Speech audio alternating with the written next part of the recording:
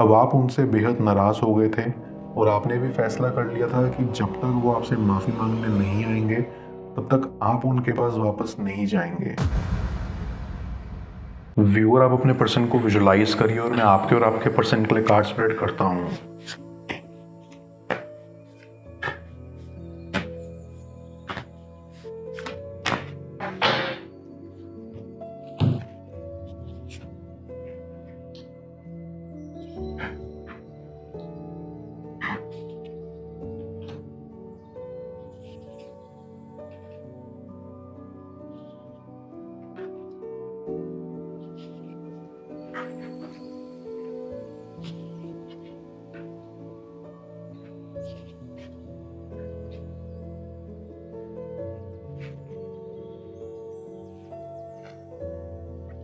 आई सी कि आप एक बहुत ही अट्रैक्टिव पर्सन हो।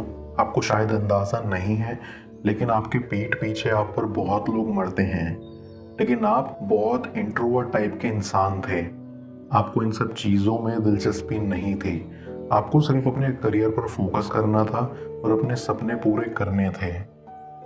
आई फील कि आप अपनी फैमिली को सबसे ऊपर रखते हो और इसीलिए उनकी खुशियाँ आपको अपनी खुशियों से ज़्यादा मैटर करती हैं। आई कैन सेंस कि आपको आपका पर्सन काफ़ी पसंद आने लगा था।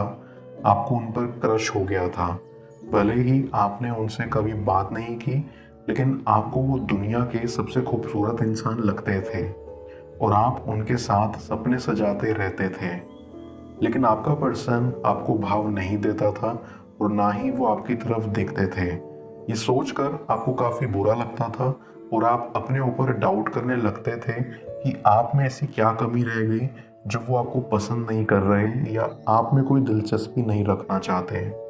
आई गेट अ वाइब कि वैसे तो आपको कभी इन चीज़ों में कोई इंटरेस्ट नहीं था, लेकिन अपने पर्सन को देखने के बाद आप में एक अलग ही चमक उठी और आपका मन हुआ कि आप उनके साथ एक बॉन्डिंग बना सकें, और इसीलिए आपने उनको सोशल मीडिया प्लेटफॉर्म्स पर रिक्वेस्ट भेज दी। बट आई फील उसके कुछ टाइम बाद आप उदास रहने लगे। आपको लगने लगा कि वो आपको शायद पसंद नहीं करते।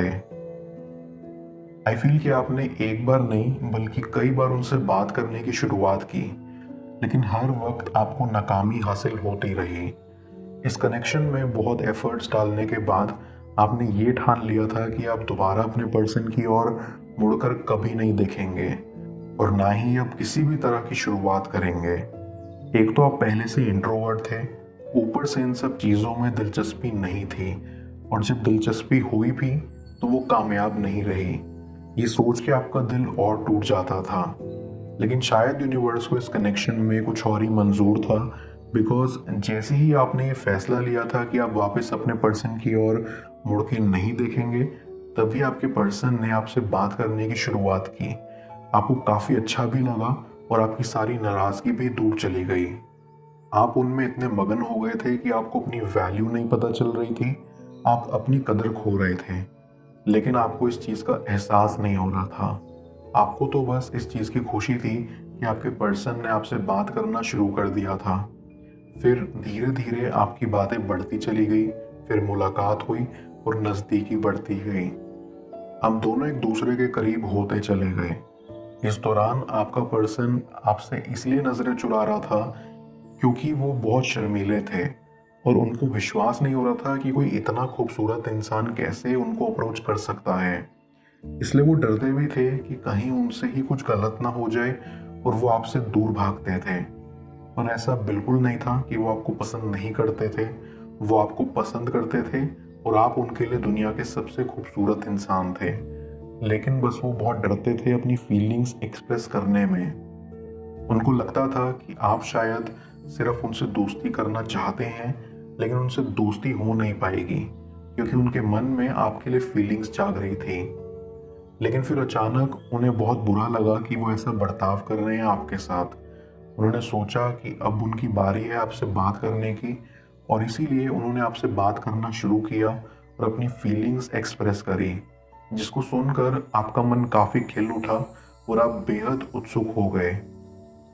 आई फील आपने काफ़ी लंबे समय तक एक दूसरे को डेट किया और एक दूसरे के साथ रहे। कहीं ना कहीं आपके फैमिली इश्यूज भी थे क्योंकि आप दोनों को ये विश्वास था कि आपके परिवार वाले इस रिश्ते को लेकर कभी हामी नहीं भरेंगे।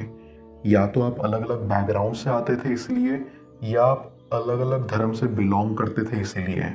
लेकिन प्यार तो अंधा होता है और वो ऊंच नीच धर्म जात नहीं देखता। यही सोच के आपने कभी परिवार वालों की इतनी टेंशन नहीं ली। लेकिन जैसे जैसे आप आगे बढ़ते चले गए, वैसे वैसे आप शादी का भी अपने दिमाग में ज़्यादा सोचने लगे, और फिर अब दोनों को डर लगने लगा कि कहीं आपकी शादी कहीं और ही ना होके रह जाए। मैं कार्ड्स को क्लैरिफाई करता हूँ, तब तक आप प्रॉपर एनर्जी एक्सचेंज के लिए इस रीडिंग को लाइक कर दें, और पर्सनल रीडिंग के लिए आप मुझे ऊपर दिख रहे व्हाट्सएप नंबर पर अप्रोच कर सकते हैं।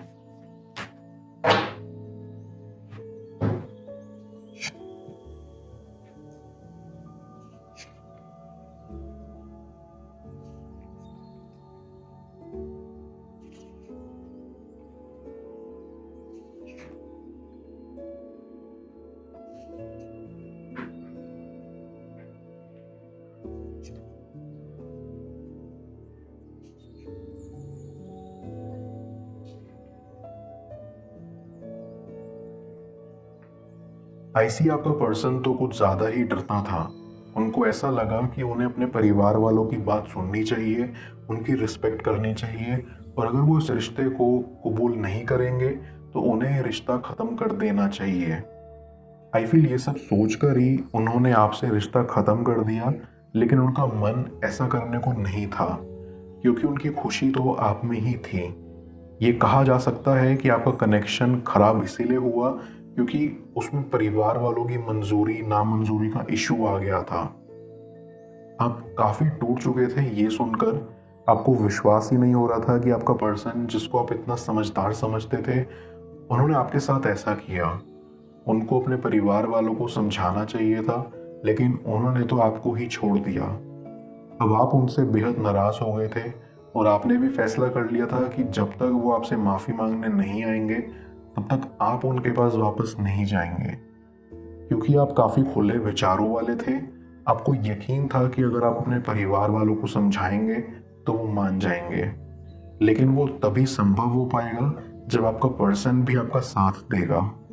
लेकिन उन्होंने तो आपको बीच रास्ते में ही आके छोड़ दिया।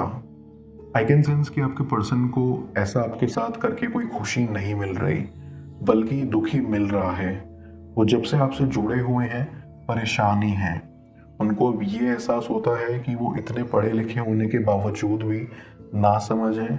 उनको आपके साथ खड़ा होना चाहिए था, आपके साथ मिलकर एक स्ट्रॉन्ग टीम बनानी चाहिए थी, लेकिन उन्होंने डर के मारे आपका साथ ही छोड़ दिया, जिनका उन्हें अब बहुत पछतावा है, और वो चाहते हैं कि वो आपके पास दोबारा आ सकें।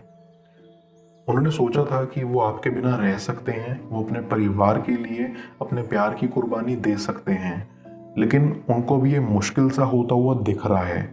उनको ये आभास हो गया है कि वो अपने प्यार की कुर्बानी नहीं दे सकते, वो आपके बिना नहीं रह सकते। जीवन में जो सुख मिलता था उन्हें, वो सिर्फ आपके साथ रहने से मिलता था, और जब आप उनकी ज़िंदगी में नहीं हो तो उनको बहुत खालीपन और बेचैनी महसूस होती है।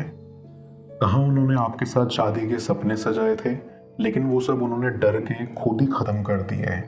उन्होंने कभी हिम्मत ही नहीं करी कि आपके लिए अपने परिवार वालों से बात कर सकें, या आपके घर आकर आपके परिवार वालों से आपका हाथ मांग सकें।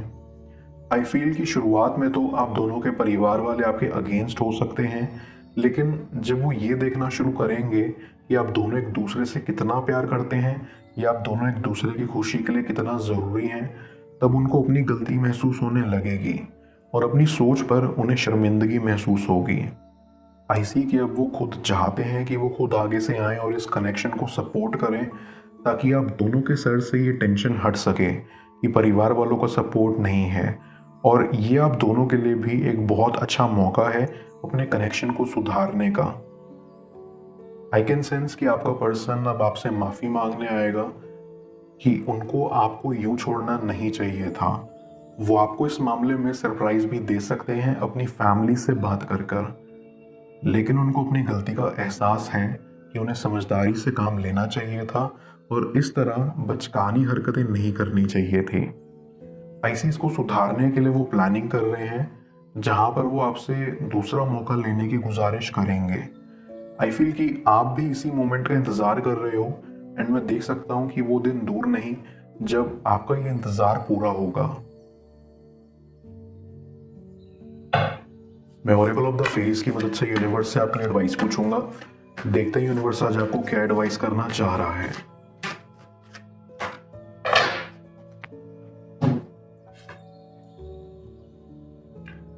इंस्पिरेशन। ये फेरी आपको रेडी रहने के लिए बोल रही है, क्योंकि आपको अपनी लाइफ के स्टेज पर यूनिवर्स से इंस्पिरेशन मिलने वाली है। इंस्पिरेशन ये एक ऐसी चीज़ है जो कभी फेड अवे नहीं होती और हमेशा आपको आगे बढ़ाती रहती है। आने वाले कुछ टाइम में यूनिवर्स आपके दिमाग में एक आइडिया प्लांट करने वाला है, जिसकी तरफ आपको रिसेप्टिव रहना है। आपको बस अपना यही इंटेंशन रखना है, इस आइडिया से मिलने वाली इंस्पिरेशन आप में फ्लो हो रही हो।